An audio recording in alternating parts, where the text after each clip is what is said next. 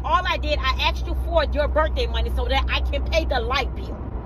You don't want to give me the birthday money. So I am taking the PS5 back so I can get the money so the bill can be paid. My mom had opened credit cards under my name. Please stop putting your bills in your kids' name. The last thing on planet Earth a single mom with 3 kids needs.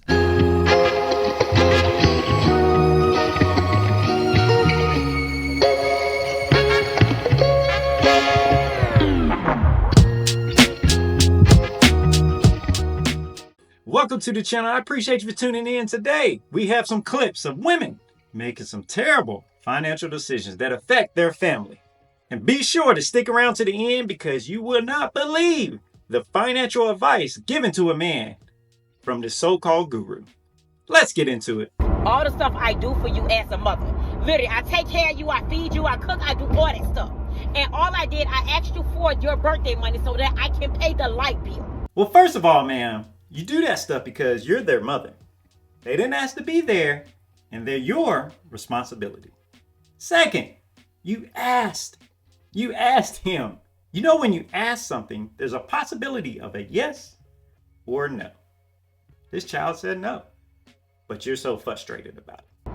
You don't want to give me the birthday money. So I am taking the PS5 back so I can get the money so the bill can be paid. Well, how you gonna ask for my birthday money that I got on my birthday to pay the light bill? And why you trying to take my PS5 away? Well, you can't play the PS5 anyway if there ain't gonna be no damn lights in our house. Give credit where credit is due. That part is true. You shouldn't have been going out so much. You would have had the money. What happened to the income tax? Ooh. See, right now, some of you may be triggered because that child is actually speaking up for himself, but that's just good communication there. And that child is telling it like it is. Where'd the income tax money go? And right now, I'm feeling like the father of the child, maybe she had asked for the money from him, and because she's upset with him, she's going to take it out on her kids. Turner, first of all, I'm an adult. Stay out my business.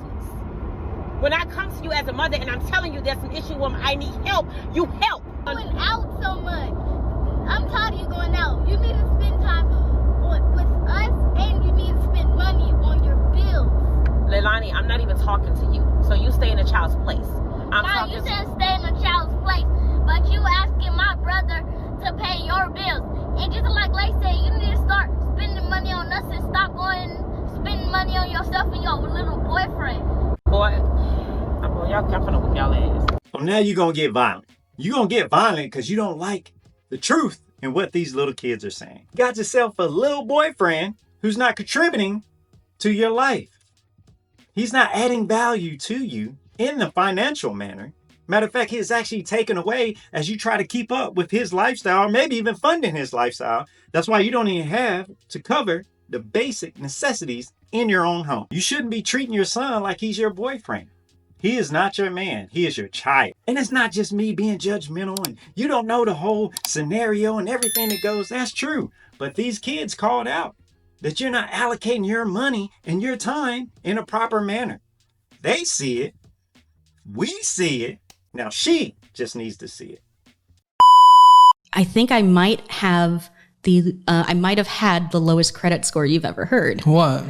It was a 320. Yeah, that's definitely. How? What did you have? What was your debt? So it turns out that as early as, I believe, 2007, my mom had opened credit cards under my name and defaulted on them. And there was tens of thousands of dollars of debt under my name before. Are they in collections right now? Nope. First off, I reported the identity theft to identitytheft.gov.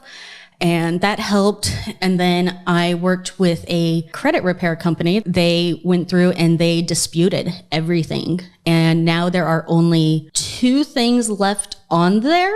Has it been 7 years? Yep. Oh, very nice. And so they have pretty much fallen off. They're still trying to collect and they keep calling me. And it's like, well. See, I put that clip in there because the previous one was giving off that vibe. I feel like that mother would put the bills in that child's name.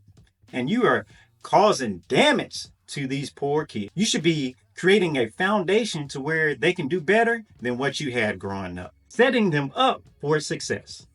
They should be able to springboard off of the hard work that you come up with. Don't put your utility bills in that child's name. Now, if you're a good steward of your money, it is good advice to go ahead and open up a credit card within them so they can start building that credit, but it does the opposite if you're sitting up there running it up. Don't do that. Pay those bills.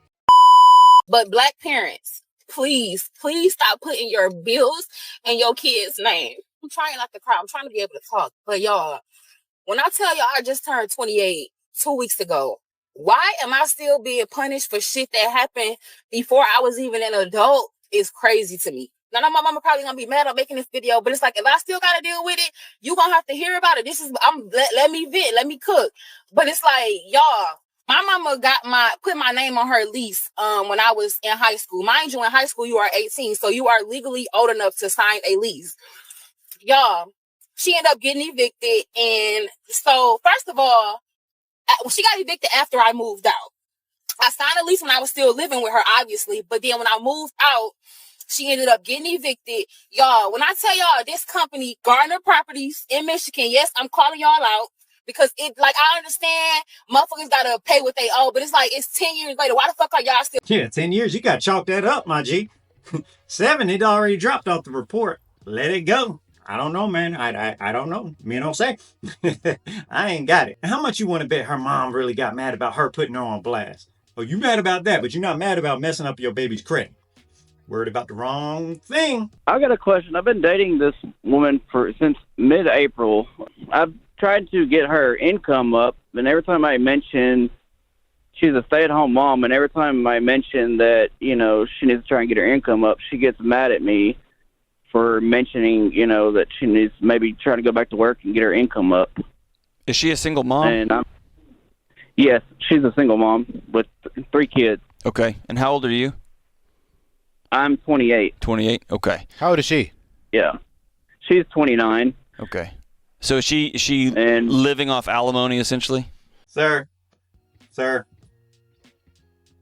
That's cute. That's cute that you asked that. Take a guess. Let's pause. Take a guess, guys. Is she living off of alimony right now? Well, she's living off child support. Right. Just basically child support, and she's only getting like $800 and something. Sure. And, I tried to tell her she needs to get her income up, or, she's going to either move out of the house she's in and sell her car, or try to get her income up because she's never going to make ends meet with the income she's got. Listen, Brother Ben, I'm telling you this because I love you, and you're our fellow Tennessean, okay? The last thing on planet Earth a single mom with 3 kids needs is a boyfriend of about 4 or 5 or 6 months telling her what she needs to be doing with her life, what she needs to be selling. Well, I mean, I'm not. No, hold on. What she needs to be selling, what she needs to be doing. Brother, that's way, way out of bounds, way out of anything that makes any sort of sense. Even if you think you've got the math part figured out, hearing that sets off every alarm she's got. Then sound the alarms. Sound the alarms. The man says she cannot make ends meet. She needs to either move or sell her car, meaning she has a car and a house or rent that she cannot afford. Can't do both. And $800 a month ain't cutting it. Okay. And so the best thing you can do right now is model your own actions and your own thoughts. Wrong. You can live towards the Dave Ramsey. You're still single. You can be taking care of you in this process. And as y'all continue to date, you met her in the middle of a pandemic. So I'm just telling you, things are going to be different over the next year or so. As you are making your way through this relationship further, the thing that she needs less from you is advice. And the thing that she needs more from you is a relationship, is you. You pandering son of a gun. Let's say that it was the woman who was the actual caller, saying that I'm calling in, I'm dating this guy, he's a great guy, but he's just sitting around, not doing anything with his life. He has these kids and he's just living off the state. What would you say? Would that be your advice to her? Highly doubt it. Highly doubt it. Okay? So talking about, hey, here's some things that I'm doing in my life. Here's some accomplishments. Here's some goals I'm setting and working forward. But man, stay out of that hey, here's what you should be doing. Here's what you need to be selling. You need to get off the couch and start working some more. Brother, that's some dangerous West Coast on fire territory. Well, I mean, He's just flat out wrong. He's saying that's a dangerous situation and he needs to tread lightly. The danger is in him staying. She's sitting there waiting for him to get to the finish line. She's watching him create this stable lifestyle for himself, paying off all debt, building himself up, and she's waiting for him to get to the finish line. And if she's not going to change, she's just going to drag him down. She is the danger. I mean, that's where I've been modeling for her, and telling her this is where I'm going, this is where I'm heading, and she's slowly seeing where I'm coming from. It's just trying to get her to, go with it, go with the flow and try to get her income up to where because I know she's struggling, because she's told me numerous times that she struggles a lot. No question. Hey, y'all been dating for how long again, Ben? Since April. Since April of this year. So it's about, 6, 7 months? 4 months. 4 months? 4 months? Yeah. Okay. All right. So check this out, man. I'm going to say something again on the Dave Ramsey Show that some people may not like.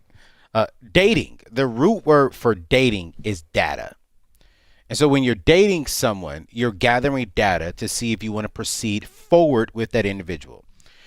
If this young lady after 4 months is showing you that in this season of my life, I do not want to do this, that is data for you now to be like, all right, do I want to live with this or not live with this? See, that's why I rock with that brother right there. Because if she doesn't want to progress with you, then leave.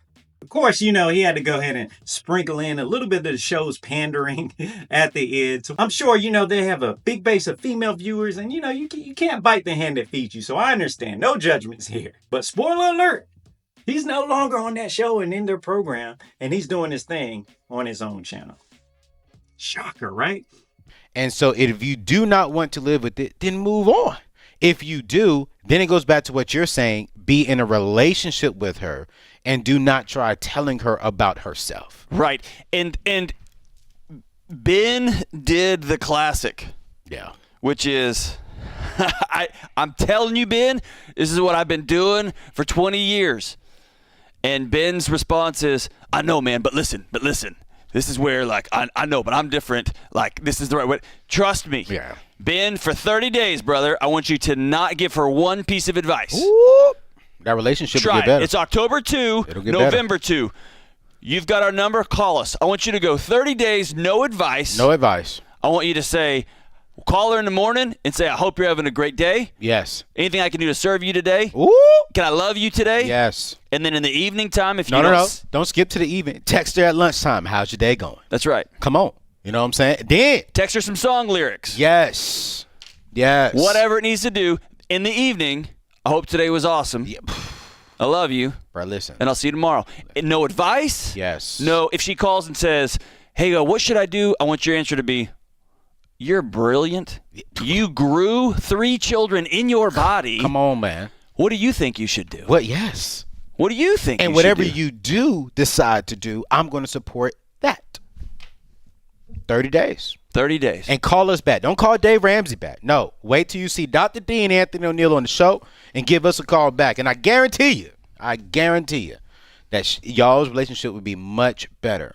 And if it's not, let's be real, then you need to make the decision with that data to either move forward or to stay. Right. Man, that's got to be the biggest super simp-ish I have ever heard. That's your advice to this man? And I've been doing this for 20 years. You've been doing something wrong for 20 years. Just because you've been doing something for a long time does not guarantee that you have been doing it right. And that was terrible advice. Terrible advice. And I would love to hear if that advice aged well.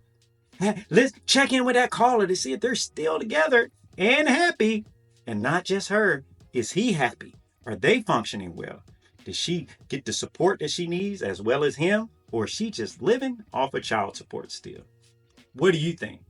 And man, it'd be nice to talk to Mr. O'Neill to see if he feels a little bit different now. Like, what is his viewpoints? What would he suggest to him now? Because he still threw it in there that maybe he should collect that data and get on. So we'll give him props where props is due. But it brings up a good thought. At what point Can you offer advice in a relationship?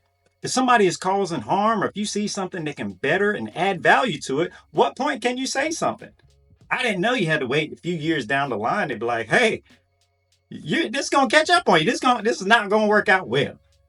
5 months in, I'd say that's long enough. People have proposed and gotten married in a shorter time than that. Yeah, he's sitting there shoveling that tripe down our throat. Well, guess what? If she was a caller calling in and say, hey, I'm just living off child support right now, but I want to get out of debt and thrive in my life, is that the advice that they would give? Just keep on keeping on? What a joke. But you don't have to be a joke. Hit like and subscribe, and I'll catch you on the next one.